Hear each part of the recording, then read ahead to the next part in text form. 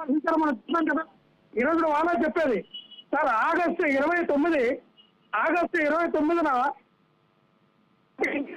Meteorological department ఏదైతే వాతావరణ శాఖ ఉందో వాళ్ళు ప్రకటించారు కదా, 3 రోజుల నుంచి అతి భారీ వర్షాలు రాబోతూ ఉన్నాయి, మీరు దానిపై అప్రమత్తంగా ఉండదని ప్రకటించినప్పుడు ప్రభుత్వం ఎన్ని చర్యలు తీసుకోవాలా? ఇదే చంద్రబాబు నాయుడు గారు యంత్రాంగాన్ని ఎందుకు అలాట్మెంట్ చేయాలా?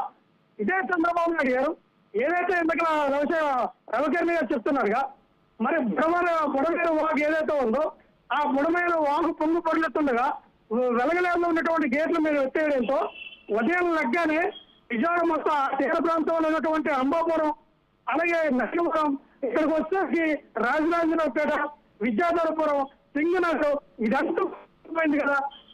ఎందుకు మునిగిపోయింది?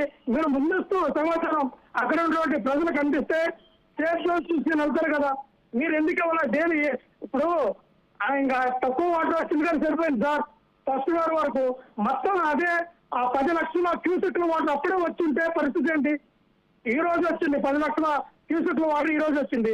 నిన్న 6 లక్షల క్యూసెక్ల వాటర్ వచ్చింది.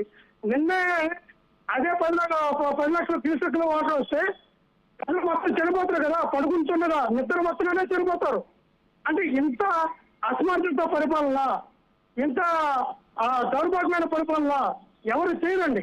మీ నిర్లక్ష్యం క్రిస్టల్ క్లియర్ గా ప్రభుత్వం ఒక నిర్లక్ష్యం కనబడుతూ ఉంది. ఒక పక్కేమో అమరావతి మునిగిపోతే అమరావతి ఎక్కడ మునగలేదంటారు. డ్రోన్ పెట్టి వీడియో తీయండి, మీ దగ్గర డ్రోన్స్ ఉన్నాయి కదా, డ్రోన్ పెట్టి వీడియో తీసి చూపించండి జనాలకి. చంద్రబాబు నాయుడు గారు ఇల్లు మునిగిపోతే కదా బయటకు వచ్చారు. చంద్రబాబు నాయుడు గారు ఇల్లు మునిగిపోతే బయటకు వచ్చి రాత్రి ఎక్కడ పడుకున్నారండి? మచిలీపట్నంలో ఉన్నటువంటి సబ్ కలెక్టర్ ఆఫీస్ లో బస్సులో పడుకున్నారు ఆయన. ఎందుకు?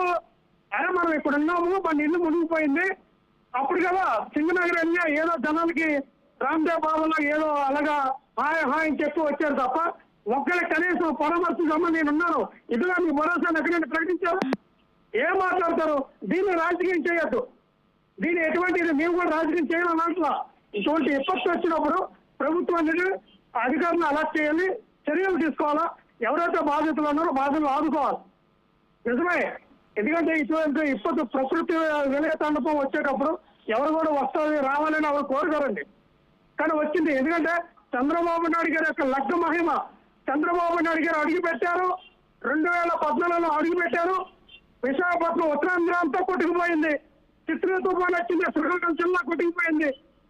చంద్రబాబు నాయుడు గారు అడుగు పెట్టారు, పుస్తకాలలో 40 మంది చనిపోయారు. ఇప్పుడు చంద్రబాబు నాయుడు గారు 2024లో గెలిచారు సభ, మనం చూస్తే ఎసెన్షియల్ కంపెనీలో 20 మంది చనిపోయారు. ఇప్పుడు 50 మంది చనిపోయారు వరద బాధితులు విజయవాడలో. ఎక్కడ కొండసేవ ఇవ్వాల, ఇక్కడ కుమ్మరపాలెం నుంచి అక్కడ వెళ్తే ఆ కబీలా సెంటర్ వరకు మొగల్ రాజుపురం, అటు చూస్తే మొత్తం క్రీస్తురాజుపురం అన్ని కొండల మీద ఉంది ఇల్లులే కదా, అన్ని కూలిపోయి ఈ రోజున జనాలు చనిపోయారు కదా. దానిపైన మీరు ఎంతవరకు చర్యలు తీసుకున్నారు? ఎందుకు చర్యలు తీసుకోవాలా? ఒకటి చెప్తున్నాం సార్, ఇక్కడ పార్టీ వేరంగా మాట్లాడేసాం, ఏదో వాళ్ళ మీద దుమ్మెత్తిపోయే అవసరం మాకు లేదు. ఈరోజు జగన్మోహన్ రెడ్డి గారు ఏదైతే 370 కోట్లు పెట్టి వెచ్చించి కట్టినటువంటి రిటైనింగ్ వాళ్ళు, ఆ రిటైనింగ్ వాళ్ళ ఈ రోజున 5 లక్షల మంది ప్రజలు సేఫ్ జోన్ లో ఉన్నారండి. అదే రాణిగారి తోట జనమల కుదురు అక్కడ వెళ్తే కృష్ణ లంకపట్నం ఏదో కృష్ణ లంక ఉందో వన్ను కూడా సేఫ్ జోన్ ఎందుకున్నాయి? జగన్మోహన్ రెడ్డి గారు తీసుకుని నిన్న చంద్రబాబు నాయుడు గారు పునః వేశారట. చంద్రబాబు నాయుడు పునః చేస్తారో నాకు రవికిరణ్ గారు పునః చేస్తారో బీజేపీ నాకు అర్థం కావట్లా. ఈయన కట్టే పునః చేస్తారేమో మరి. పునః చేసిన ఎందుకు అట్లా? కనకదుర్గమ్మ ఫ్లైఓవర్ చంద్రబాబు నాయుడు గారు సీఎం అయినప్పుడు పెడితే జగన్మోహన్ రెడ్డి గారికి వచ్చి దాన్ని కంప్లీట్ చేశారండి. నేనున్న విజయవాడలో, నేను 2022 వరకు విజయవాడలో ఉన్నా. విజయవాడ బాగోతా అమరావతి బాగోతా మొత్తం నాకు తెలుసు, నాకు తెలీదా? నేను 18 సంవత్సరాలు విజయవాడని బతుకున్నానండి.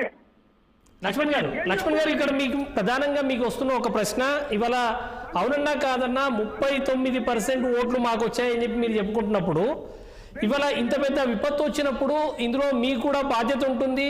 సహాయక చర్యలు జరుగుతున్నప్పుడు రాజకీయాలు చేయొద్దు అనే ఒక అభిప్రాయం ఉండాలి. అటువంటి పరిస్థితుల్లో ప్రభుత్వానికి కానీ ప్రభుత్వ యంత్రాంగానికి కానీ కొంత సహకరించాలి అన్న ఒక బాధ్యత ఇవాళ ప్రతిపక్ష పార్టీగా మీ మీద ఉండాలి, కానీ ఆ బాధ్యత మీరు నిర్వహించట్లేదు అన్నది కదా విమర్శ మీ మీద.